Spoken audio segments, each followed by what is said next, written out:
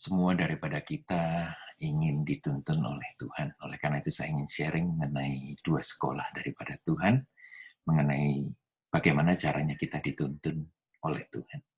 Saya Pastor Hani Saputra dari kota Brisbane, Australia.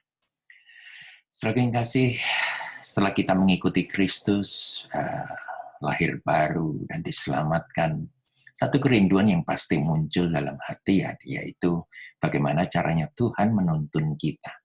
Nah, secara luas hanya ada dua sekolah yang membahas tentang tuntunan Tuhan di dalam kehidupan setiap orang yang percaya. Yang pertama, sekolah pertama itu adalah memiliki konsep, saya tidak akan bergerak tanpa tuntunan Tuhan. Jadi, sekolah ini percaya bahwa tuntunan Tuhan itu adalah seperti street map. Ya, seperti street map. Kelihatan dengan semua, kalau kita baca peta, kalau kita baca peta jalan, kita lihat semuanya dari poin pertama A sampai tujuan, ya set itu kita tahu persis jalan-jalan yang kita harus tempuh. Jadi kita merasa aman bahwa di depan kita ini setidaknya tidak akan menyesatkan kita. Ya, itu sekolah pertama. Saya tidak akan bergerak tanpa tuntunan Tuhan. Saya ingin perkenalkan sekolah yang kedua.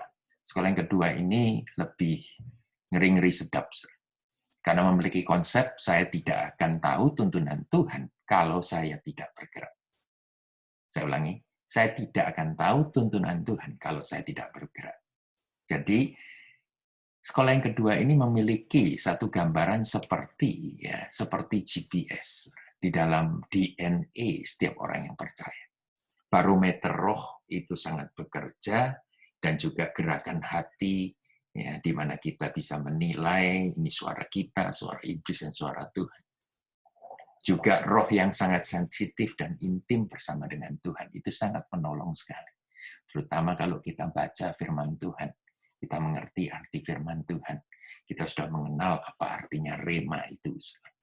Nah, Tuhan itu dekat dengan orang-orang yang mencari wajahnya dengan sungguh-sungguh. Firman Tuhan katakan, Tuhan, ya carilah, mendekatlah kepada Tuhan, maka dia akan mendekat kepadamu.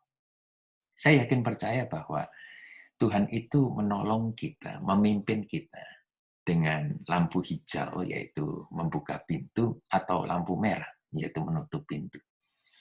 Saudara, Tuhan itu dalam kehidupan Rasul Paulus yang kita bisa lihat di dalam Alkitab, Tuhan itu menuntun dia dengan larangan juga.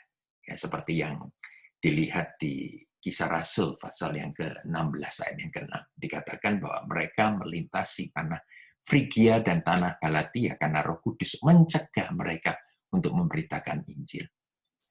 Kalau Anda hari ini mungkin dicegah oleh Tuhan, sedang menghadapi pintu tertutup, ya, itu mungkin saja hari ini Tuhan berkata, belum waktumu. Ya, bukan berarti dia tolak, bukan berarti pintu itu akan selalu tertutup.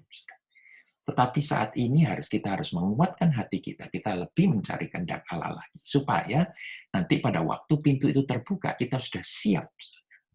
Ya, kita sudah siap untuk melangkah masuk dan menikmati apapun yang Tuhan sudah janjikan kepada saudara. Langit bumi akan berlalu, tapi firman Tuhan tidak akan berlalu.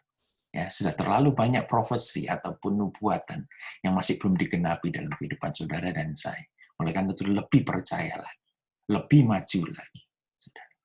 Nah, sekolah pertama ini, saudara, ya, dari kehidupan kita, sekolah pertama ini memang baik, ya, memang baik. Tetapi saya rasa bahwa itu sangat lambat sekali, dan itu membutuhkan security, keamanan terlebih dahulu sebelum kita melangkah.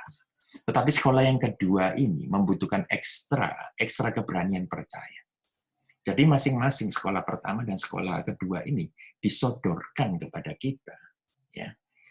Bukan berarti satu lebih baik daripada yang kedua, ya, ataupun yang ini lebih baik daripada yang ini. Saudara, dua-duanya baik. Dua-duanya ada di dalam kehidupan kita. Tetapi saudaraku yang kasih, ya, saya yakin percaya, tidak perlu ya dari kubu A memilih yang satu, kubu B memilih yang satu. Saudara, akan terjadi cekcok lagi, pertengkaran lagi mengenai teologi. Saya rasa satu hal ini saja, damai sejahtera yang merupakan menjadi wasit dalam hati saudara. Ya, tidak akan pernah Tuhan mengizinkan Anda pergi ke satu tempat di mana kasih karunia tidak mendahului pergi ke sana. Dan kasih karunia ini tentunya Tuhan sering mempersiapkan segala sesuatu yang Anda butuhkan. Nah, pelajaran penting hari ini satu hal saja. Saya rasa bahwa Anda harus meluangkan waktu bersama dengan Tuhan sebelum Anda mengambil satu keputusan atau bergerak kemanapun juga. Jadi carilah wajah Tuhan. Dapatkan damai sejahtera itu, baru melangkah.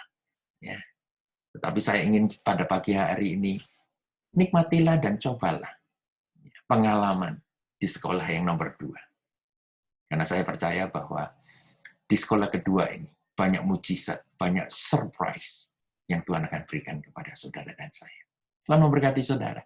God bless.